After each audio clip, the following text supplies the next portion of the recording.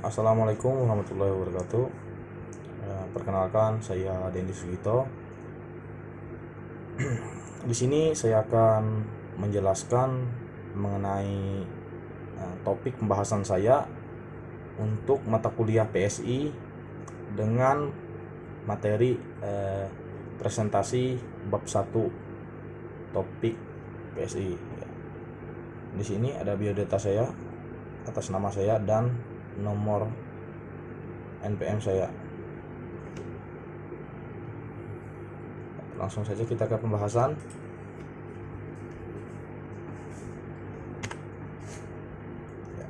Marketplace hasil bumi Desa Tumbang Manjul berbasis web dengan metode CRM.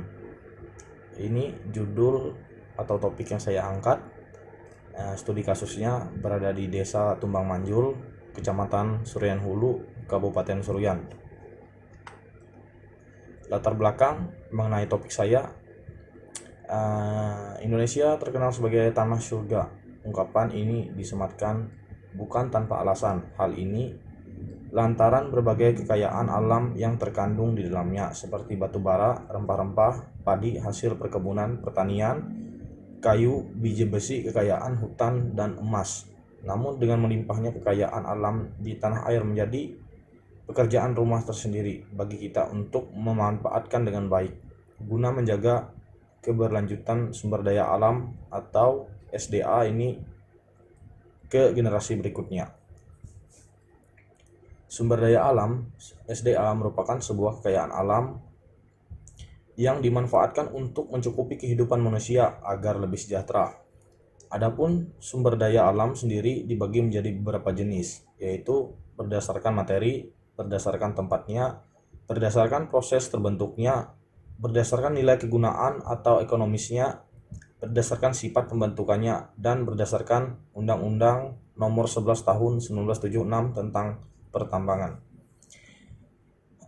Dengan kondisi objektif, Provinsi Kalimantan Tengah yang memiliki luas kawasan hutan terluas ketiga di Indonesia setelah Irian Jaya dan Kalimantan Timur, dengan sendirinya menempatkan sektor kehutanan menjadi salah satu pilihan strategis yang sangat potensial dalam mendukung pelaksanaan otonomi daerah yang telah menjadi komitmen bersama secara nasional sekaligus sebagai salah satu sektor andalan Kalimantan Tengah.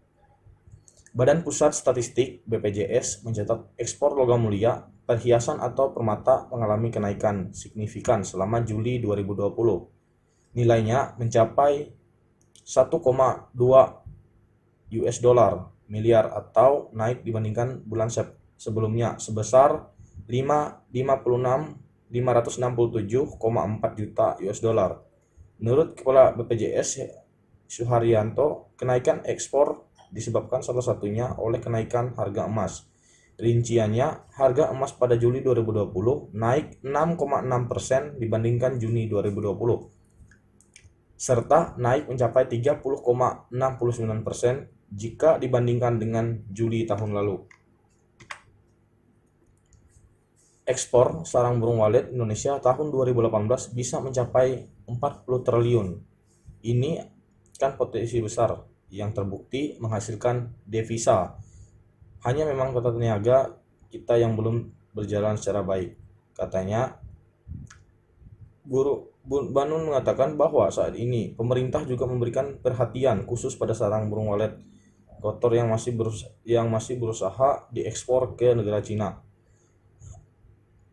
Masyarakat Tumbang Manjul merupakan masyarakat yang berada di daerah pelosok, terletak di wilayah Kabupaten Suruyan, Kecamatan Suruyan Hulu, dengan kondisi sumber daya alam yang begitu melimpah.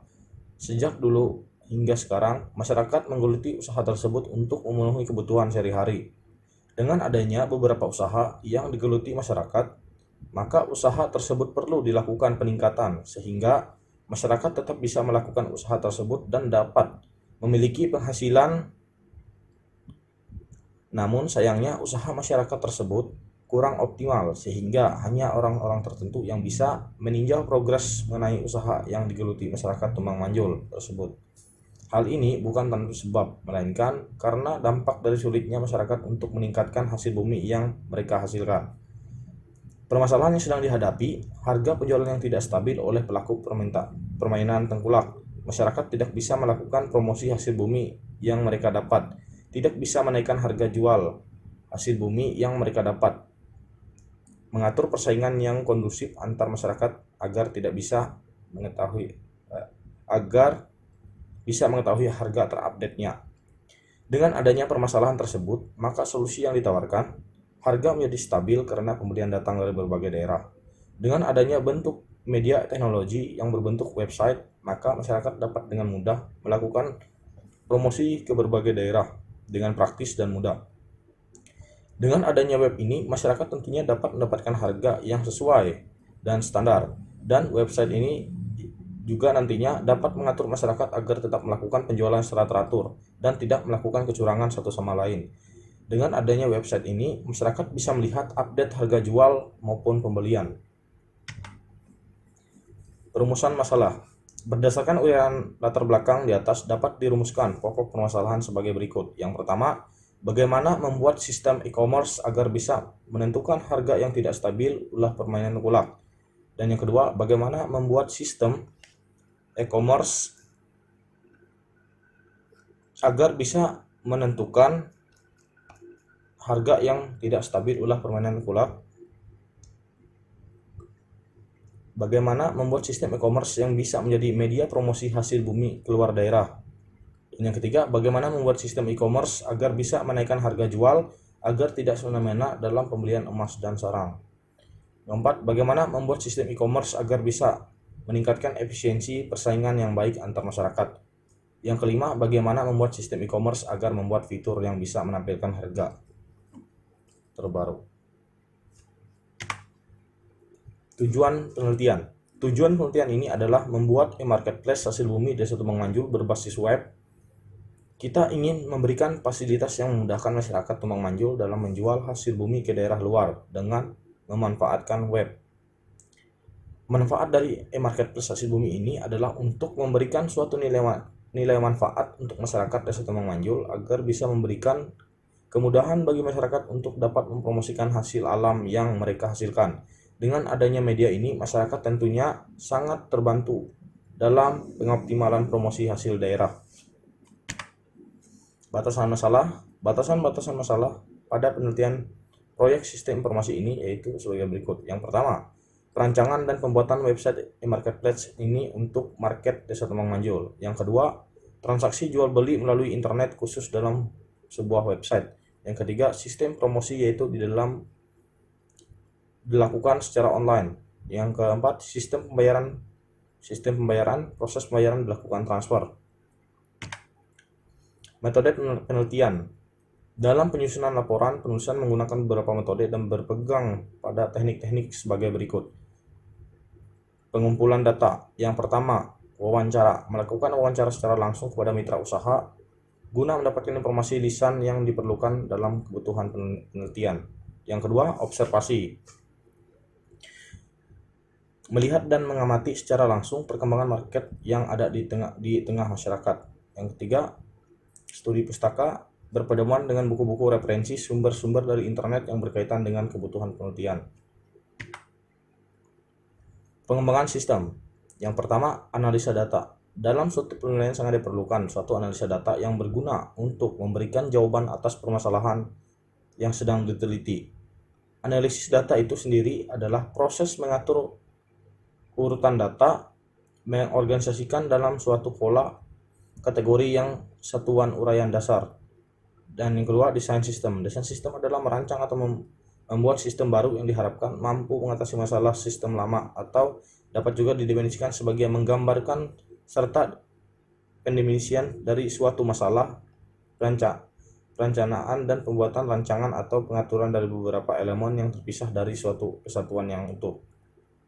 Yang ketiga, pembuatan program. Pembuatan program bisa disebut sebagai tahapan pengkodean, yaitu tahap penerjemahan data atau pemecahan masalah yang telah dirancang ke dalam bahasa pemrograman tertentu. Metode penelitian, pengembangan sistem. Yang pertama, pengujian. Pengujian atau tahap uji coba adalah tahap pengujian terhadap aplikasi yang dibangun. Yang kedua, implementasi. Implementasi adalah tahapan terakhir yang penelitiannya, yaitu tahapan di mana aplikasi sudah selesai dan siap untuk diterapkan atau digunakan. Yang ketiga, evaluasi. Evaluasi adalah tahapan terakhir di mana aplikasi dicoba secara langsung oleh pengguna, lalu dilakukan proses pengukuran terhadap perilaku pengguna dengan menggunakan kuesioner. Data ini kemudian dianalisa dan dihasilkan dimasukkan sebagai umpan balik. Sistematika penulisan. Untuk mempermudah dalam pembahasan masalah terhadapi dan sebagai teknologi, sistem informasi ini nantinya dibagi ke dalam 5 bab. Sistematika penulisan tersebut adalah sebagai berikut. Yang pertama, pendahuluan. Bab ini berisi tentang subbab latar belakang, subbab rumusan masalah, subbab batasan, subbab tujuan penelitian, subbab metodologi penelitian, dan subbab sistematika penulisan. Bab kedua, landasan teori. Pada bab ini